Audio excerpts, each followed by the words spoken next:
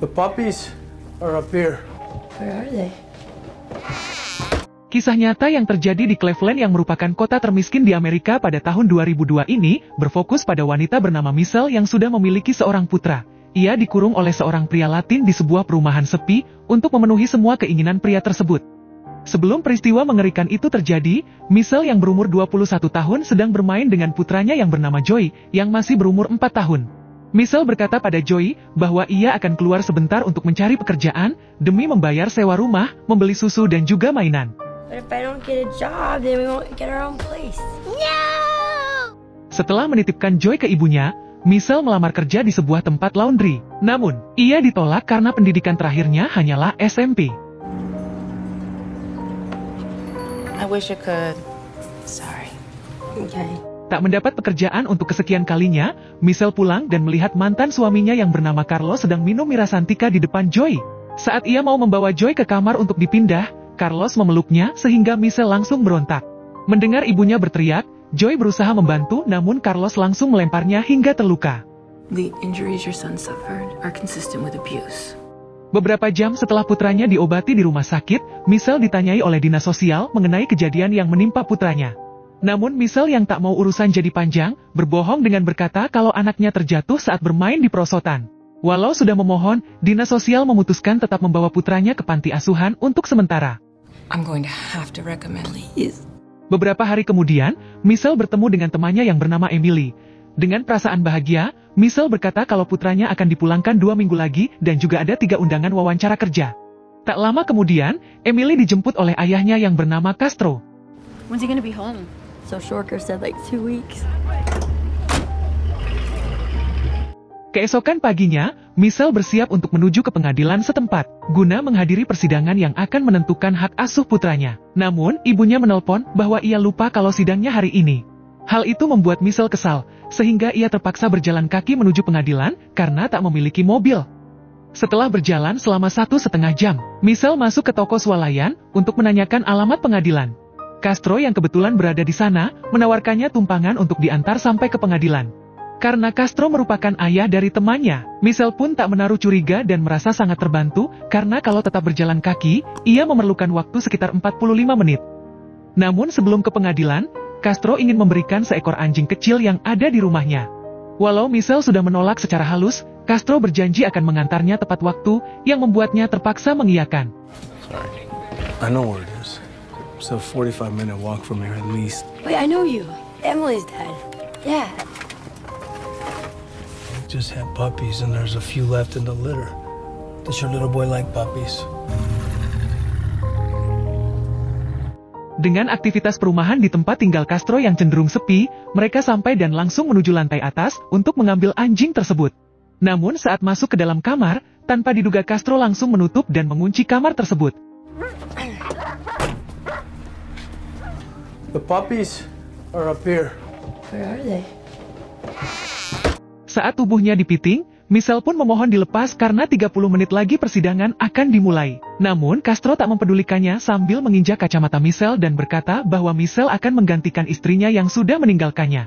Michelle mulai berdoa pada Tuhan untuk meminta pertolongan, sehingga Castro menendangnya dan menyumpal mulutnya dengan kain putih. I have to go pick up my son. I just want someone to be here. Beberapa hari kemudian setelah Michelle tak ada kabar, ibunya Michelle menghubungi polisi. Namun polisi mengira kalau Michelle sengaja kabur karena permasalahan ekonomi dan juga hak asuh putranya. Polisi pun mengarahkannya untuk menghubungi kembali jika ada kabar terbaru dari Michelle. She wouldn't miss her appointment at social services. Just give us a call if you hear from her, alright? Sementara itu, Michelle dibawakan makanan oleh Castro. Namun, Michelle tak nafsu makan, sehingga ia tak memakannya. Akibatnya, Castro marah dan langsung menyeretnya ke gudang bawah untuk diperkaos. Please let me go.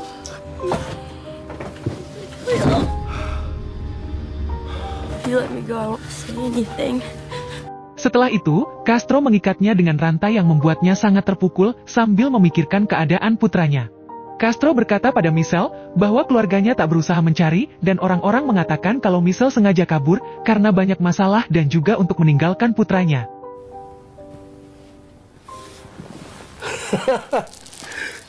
Everybody thinks abandoned your little boy. No search parties. Di malam hari, ibunya Castro datang untuk membawakan makanan. Mendengar ada orang lain yang datang, Michelle berusaha melepas ikatan untuk meminta pertolongan. Walau ia hampir berhasil, namun Castro kembali setelah ibunya pulang dan mengikatnya lagi ke posisi semula. Oh, ¿eso es todo? Soy tu madre.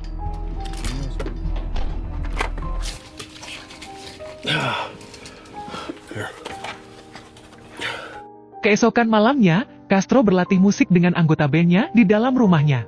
Michelle yang masih di gudang bawah tak mampu berbuat banyak karena tenaganya sudah terkuras.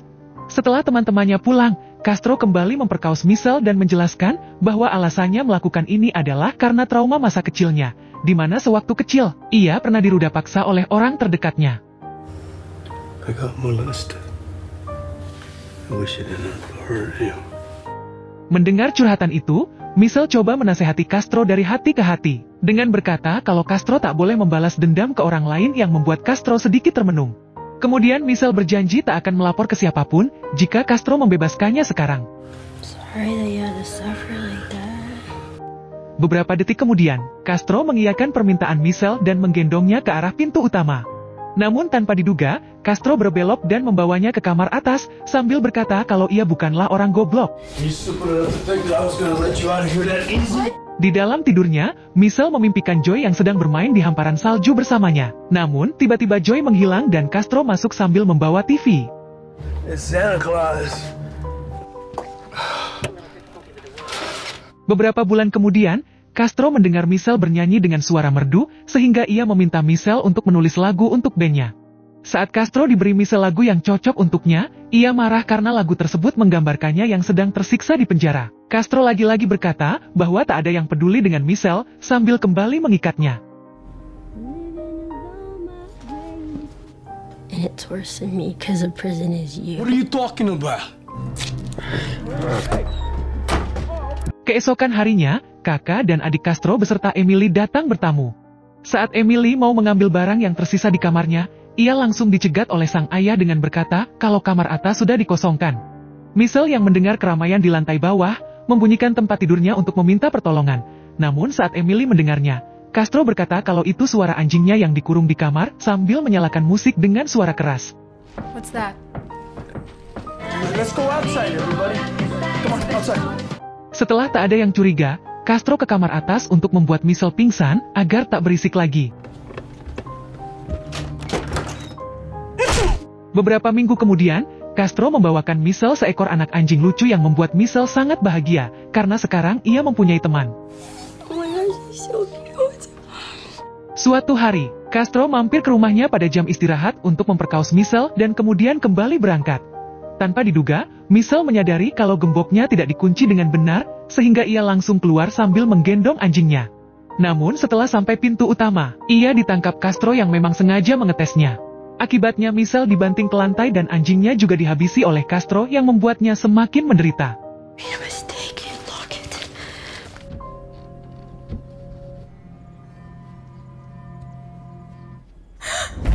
Think I'm that big of an idiot, huh? Pada suatu malam, Michelle menyaksikan Castro yang membawa korban lain bernama Amanda. Di saat Amanda berteriak sambil melarikan diri, Castro mengejarnya dan langsung dipukuli hingga pingsan.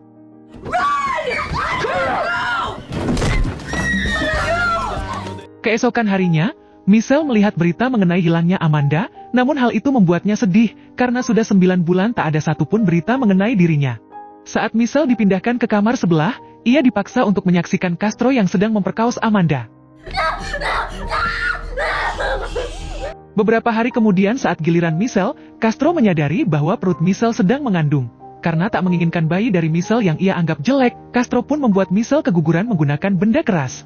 Not having one of your ugly babies in this house. Stay away from me. Come here. Di suatu sore, Michelle dibawa ke halaman belakang oleh Castro untuk membantu memotong papan. Dengan dipaksa memakai rambut palsu dan kakinya diikat rantai, Michelle menggunakan bahasa isyarat untuk minta tolong pada seorang pria tua yang kebetulan muncul. Hey! Eyes! Eyes! Di malam harinya, Michelle memberitahu Amanda kalau ia sudah meminta tolong ke tetangga sebelah dan memastikan kalau polisi akan segera datang. He's gonna call the police and we're going home. Beberapa menit kemudian, ia mendengar suara sirine mobil polisi yang membuatnya tersenyum bahagia. Namun, polisi tersebut bukan datang untuk menyelamatkan mereka, melainkan untuk memisahkan warga perumahan yang sedang bertengkar.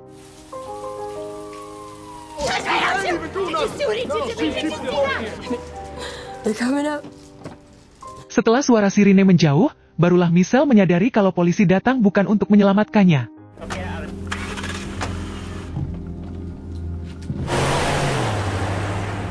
Di hari lainnya, Michelle menempelkan stiker untuk memperingati ulang tahun putranya yang sudah bertambah 1 tahun. Sementara, seorang wanita yang tinggal di depan rumah Castro menghubungi polisi. Ia melaporkan bahwa ada suara teriakan wanita dari depan rumahnya, namun tak pasti dari rumah yang mana. Sayangnya polisi tak mendalami laporan tersebut, dan memintanya untuk menghubungi polisi lagi jikalau sudah pasti teriakannya dari rumah yang mana. Sort of over there. It was hard to tell where it was coming from because there was music playing, but Sure you know where it's coming from before you call us again, okay?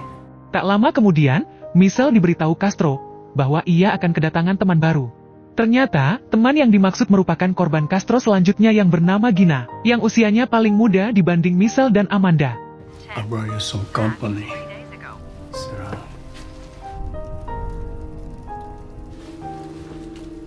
Kemudian, Michelle menenangkan Gina agar tetap tabah, dengan berkata kalau Tuhan selalu menyertai mereka dalam keadaan apapun. Please don't be scared. We're gonna be okay. Beberapa hari setelah Gina menghilang, orang tuanya mengadakan doa bersama untuk putri mereka. Tanpa diduga, Castro datang di acara tersebut dan tanpa rasa bersalah, ikut berdoa bersama ibunya Gina sambil memeluknya. You know we're all doing everything we can to bring her home. Ketika Castro pulang, ia menyalakan TV untuk memamerkan kelakuannya yang sedang bersedih di acara doa bersama tadi. Sementara Michelle yang sudah 3 tahun tak ada di berita, ditertawakan Castro sambil dipaksa untuk menyaksikan Gina yang sedang diperkaos olehnya. Beberapa waktu kemudian, Gina dan Michelle mencoba berdamai dengan keadaan dengan berjoget mengikuti irama musik. Sementara, nasib buruk menimpa Amanda, manakala ibunya meninggoy akibat serangan jantung. The mother of Amanda Berry is dead. Beberapa tahun berlalu, Castro berkata kalau semuanya tak akan diikat lagi karena sudah patuh dan tak banyak berulah. Saat makan malam bersama layaknya sebuah keluarga, ia dengan bangga menunjukkan kalau Amanda sedang mengandung. Are you ready for the big announcement? There's gonna be a new member to our family. 9 bulan kemudian, Amanda kesakitan karena sudah waktunya melahirkan. Walau begitu, Castro tak membawanya ke rumah sakit, melainkan menodong Michelle untuk membantu Amanda. Castro berkata pada Michelle, kalau Amanda gagal melahirkan, maka Castro akan menghabisinya. Untungnya beberapa menit kemudian, Amanda berhasil melahirkan yang membuat Castro menggendongnya sambil tersenyum bahagia. Thank you, God. Oh, you're so beautiful. Beberapa tahun berlalu, putri Amanda yang diberi nama Jocelyn, tumbuh dengan sehat dan bahagia. Sementara itu, Michelle tak pernah lupa menempelkan stiker angka untuk merayakan ulang tahun putranya, yang kini berumur 14 tahun. Hal itu membuat hatinya hancur lebur, namun Gina selalu ada untuk menemaninya.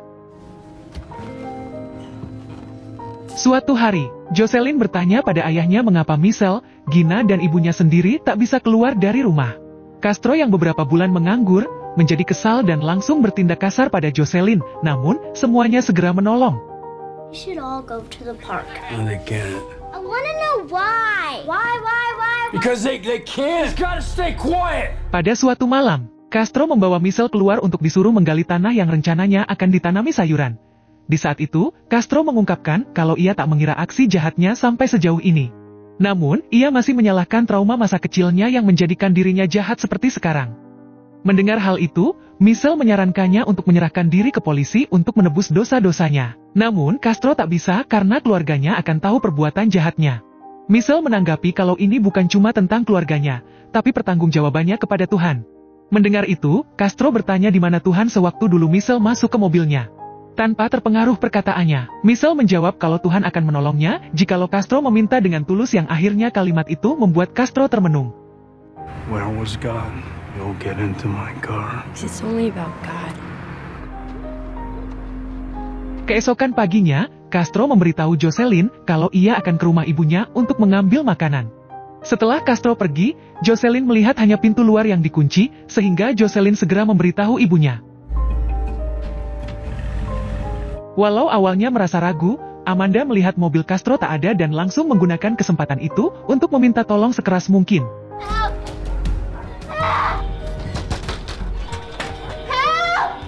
Tanpa diduga, warga di sana mendengar dan mengenali Amanda yang langsung ditolong.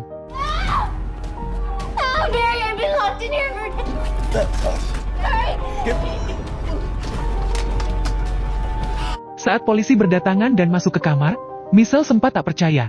Namun setelah beberapa saat, ia yakin kalau Tuhan sudah mengabulkan doanya. Michelle yang sudah dikurung selama 11 tahun, langsung berteriak dan berbaring untuk putranya, kalau ia sudah pulang.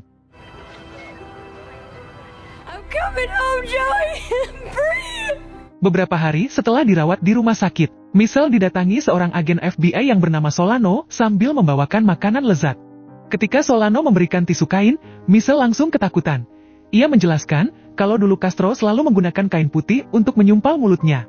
Setelah keadaan mulai tenang, Michelle meminta bantuan untuk menemukan putranya dan Solano berjanji akan mencari putranya secepatnya. You found my son? Not yet. Keesokan harinya, ibunya Michelle datang untuk menemui Michelle. Namun, Michelle memberitahu perawat jikalau ia sudah tak mau bertemu lagi dengan ibunya. Michelle beralasan kalau ibunya tak berusaha mencarinya, berbeda dengan ibunya Amanda dan Gina yang dengan keras mencari putrinya. Never one candlelight vigil for me. Actually, please tell her that I don't want to see her. Beberapa saat kemudian, Michelle melihat berita bahwa Castro akan segera diadili melalui persidangan. Setelah kesehatannya membaik, Michelle diantar oleh Solano ke apartemen sementara, yang cukup luas dan bersih sehingga Michelle sangat berterima kasih.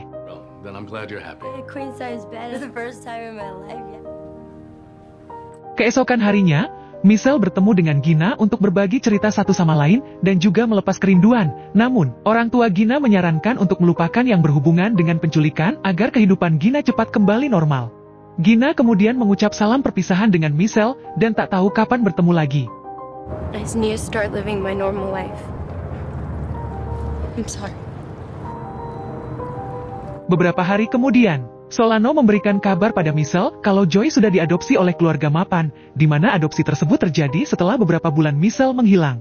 Solano menambahkan kalau orang tua angkat Joy tak ingin putranya melakukan kontak dengan Michelle agar kehidupan Joy tak terganggu. Attention to upset his life. To see you. Can I just hug him and just tell him that I love him? Kemudian Michelle ditanya, apakah ia mau membatalkan adopsi tersebut karena diketahui orang tua angkat Joy belum mendapat persetujuan dari Michelle sampai sekarang. The adoption can be voided, where the birth mother was not consulted. Namun setelah berpikir dengan matang, Joy memutuskan untuk ikhlas tak merebut Joy kembali, karena ia tak ingin merusak kebahagiaan sang putra dengan keluarga barunya. You sure? He's happy now, you know, I don't want to go blowing that up. Beberapa hari sebelum berangkat ke pengadilan, Michelle berdoa untuk diberi kekuatan saat nanti memberi kesaksian di persidangan. Dalam perjalanan, ia teringat perlakuan Castro yang melengket di ingatannya sampai saat ini. Setelah sampai di persidangan, Michelle mengatakan kalau 11 tahun terakhir bagaikan neraka dalam hidupnya. Ia memaafkan Castro, namun tak akan pernah melupakan apa yang sudah Castro perbuat. Ariel Castro, been 11 years in hell. I cried every night. Can't forgive you, but I can't forget. Beberapa waktu kemudian, Michelle diberikan foto putranya yang terbaru oleh Solano, yang membuatnya sangat berterima kasih sambil tersenyum bahagia. Michelle memutuskan untuk menghabiskan sisa hidupnya untuk membantu orang lain yang mengalami masalah hidup dengan cara yang Tuhan anjurkan dalam agamanya. To be a stronger woman with the guidance of God. Akhirnya berdasarkan keputusan pengadilan, Castro dihukum penjara selama 1000 tahun, namun, baru beberapa bulan menjalani hukuman, ia memutuskan bundir di dalam sel penjaranya. Beberapa tahun berlalu, kehidupan Michelle membaik dan ia sudah menulis buku mengenai pengalamannya saat diculik yang menjadi bestseller di seluruh dunia, karena banyak orang terbantu dengan kisahnya. Terima kasih sudah menonton ya, jangan lupa subscribe jika suka video ini, dan sampai jumpa di alur cerita film berikutnya.